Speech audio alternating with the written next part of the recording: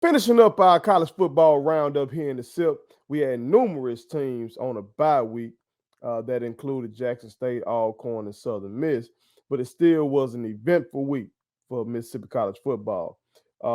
Mississippi Valley State lost to FAMU 34-7 on the road, but here in state, Mississippi State and Ole Miss both had home games, both against ranked opponents, and they both won.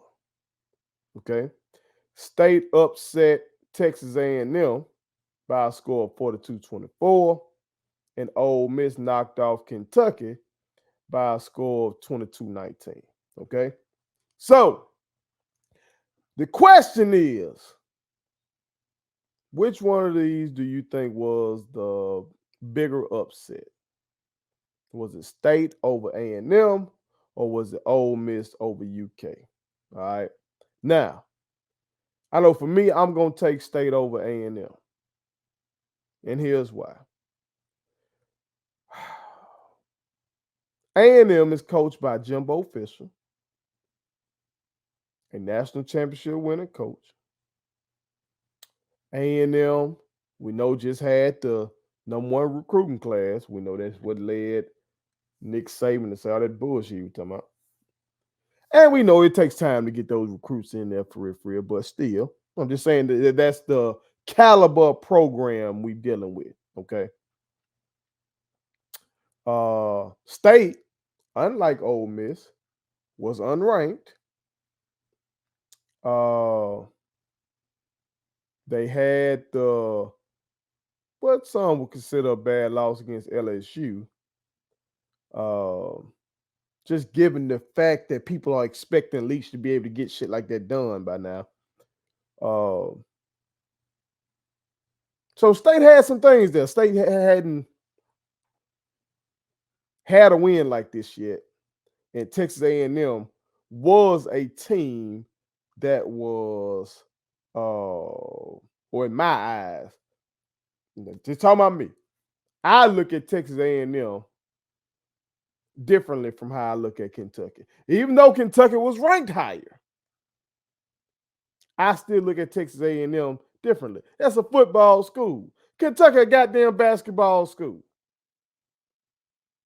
Fuck what that number by their name said coming into this game. Kentucky is a basketball school, man. You feel me?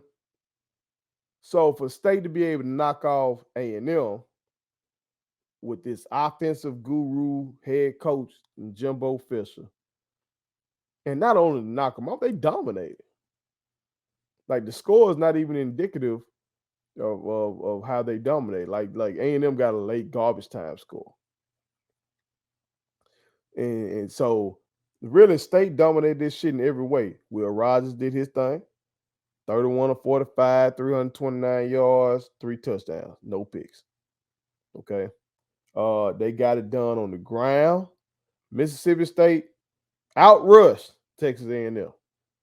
This air raid offense, they trying to run the ball a little bit. You know what I'm talking about? They outrushed Texas A&M. They had 144 yards on the ground to Texas A&M 136.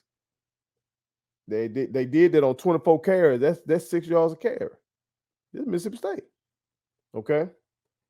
So they did in the passing game, they did in the rushing game, they did in the special teams. If I'm not mistaken, they blocked the kick. And shit, they got a pick 6. Yeah, Mr. Forbes had 2 picks. You feel me? Like they did it in every way. They dominated A&M. And then I look at Ole Miss. They got the win. They got the win, 22-19. So it wasn't dominant, but also, man, it was kind of flukish because Kentucky had not one opportunity to tie the damn game. They had 2 opportunities to tie the game. They all win. Like they went plus territory. They down here in Ole Miss's territory. And then you got on one drive, the quarterback trying to get extra yardage. He gets hit, a little head-to-head action too. He gets hit, and as he turning, he gets hit again. The ball comes out. Okay. Somehow they are able to get back in position where either they're going to score or be able to kick a field goal and tie the game up. And this time, as his arm is here, somebody hits his arm, fumbles again. Ole Miss gets the ball. Like, okay, you got to credit Ole Miss for making those plays. Okay, you got to credit them for on the first fumble, rallying to the football, one guy hitting them, the other guy comes in, knocks the ball out. Got to credit them for that. Got to credit the young man for getting the strip sack. You know, you got to credit them for that. But it's kind of like if Kentucky just goddamn do what your coach tell you to do with your protected football, shit, it's a wrap. They either score a touchdown to go up or bare minimum they tie the game and we don't know what happens in overtime.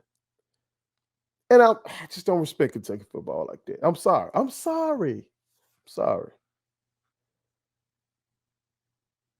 So it's kind of I expected Ole Miss to be able to beat them. You feel me?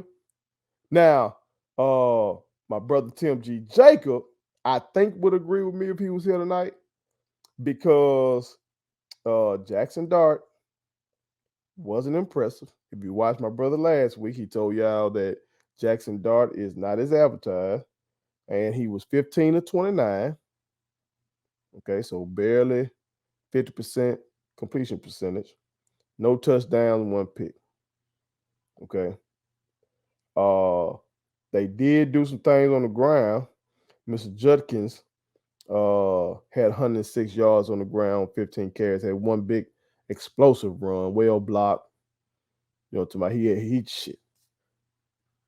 Anybody, I could have walked through that hole. My daughter could have ran through that hole. My son could have ran through that hole. But he turned the Jets on and got on down.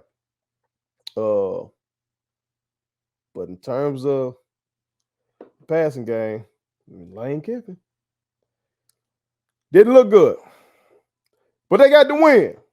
Okay, them Land Sharks, they did their thing. They got the win. But I'm still going to roll with the state win. I think that was more impressive.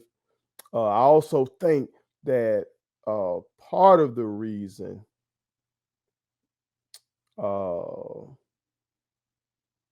that Kentucky was viewed and the way they were had to do with scheduling. See, they had that victory over Florida. And I think that played a role in what people were thinking about Kentucky this year because they played their role over Florida. I mean, they beat Florida earlier in the year. Whereas you look at Ole Miss's schedule, they hadn't really been tested yet up until this point. You know, so I just think Ole Miss was better than Kentucky in the first place. I really do. I really do. Now, some of y'all state fans might have said, well, hell, we were better than Texas A&M in the first place. That's fair. The way y'all whooped their ass, that's fair. But definitely, I just thought Ole Miss was better than Kentucky. My brother Tim G. Jacob did think that the Kentucky game would have been what it was. It was a close game, but I don't know. Maybe they got to fix something. Maybe you got to go with the other QB and see what he can do. 15 out of 29, one interception. You beat Kentucky in this game, but I don't know if you're going to see another Sugar Bowl berth doing that in the SEC. Okay. But I'm rolling with state on this one. Chime in and tell us what y'all think. Which was the bigger upset here in the Silk? State over A&M or Ole Miss over UK? Put it on some. Thank you so much for watching my daddy's YouTube channel. Make sure you like, share, and turn on your post notifications. Okay, how do I do it?